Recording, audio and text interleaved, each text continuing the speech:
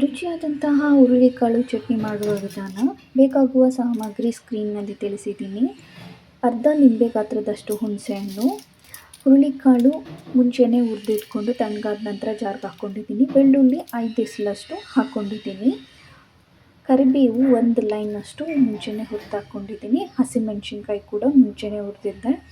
2 ಅಥವಾ 3 ಹಾಕೋಬೋದು ಖಾರ ಜಾಸ್ತಿ ಬೇಕಂದರೆ, ಅಥವಾ ಕೆಂಪು ಮೆಣಸಿನ್ಕಾಯಿ ಕೂಡ ಹಾಕೋಬೋದು. ಕಾಯಿ ಅರ್ಧ ಬೌಲಷ್ಟು ಅಥವಾ ಅದಕ್ಕಿಂತ ಜಾಸ್ತಿನೂ ಕೂಡ ಹಾಕೋಬೋದು. ಕೊತ್ತಂಬರಿ ಸೊಪ್ಪು ಸ್ವಲ್ಪ, ನಂತರ ಉಪ್ಪು ರುಚಿಗೆ ತಕ್ಕಷ್ಟು.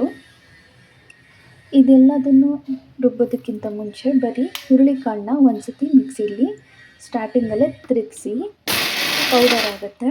ಆನಂತರ ಉಳಿದೆಲ್ಲ ಪದಾರ್ಥಗಳನ್ನು ಆ್ಯಡ್ ಮಾಡಿಕೊಂಡು ಈ ರೀತಿ ನಿಲ್ಲಿಸ್ತಾ ರುಬ್ಕೊಳ್ಳಿ. ಸ್ಟಾರ್ಟಿಂಗಲ್ಲಿ ನೀರು ಹಾಕ್ಕೊಳ್ಳಿ.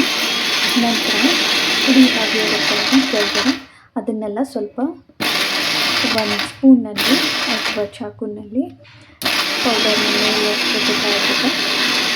ರುಬ್ಕೊಳ್ಳಿ. ನಂತರ ನೀರು ಹಾಕ್ಕೊಂಡು ನುಣ್ಣಗೆ ರುಬ್ಕೊಳ್ಳಿ. ದೋಸೆಗೆ, ಪಡ್ಡು, ಚಪಾತಿಗೆ, ರೊಟ್ಟಿಗೆ ತುಂಬ ಚೆನ್ನಾಗಿರುತ್ತೆ. ತುಂಬ ರುಚಿಯಾಗಿರುವಂತಹ ಚಟ್ನಿನ ಅನ್ನ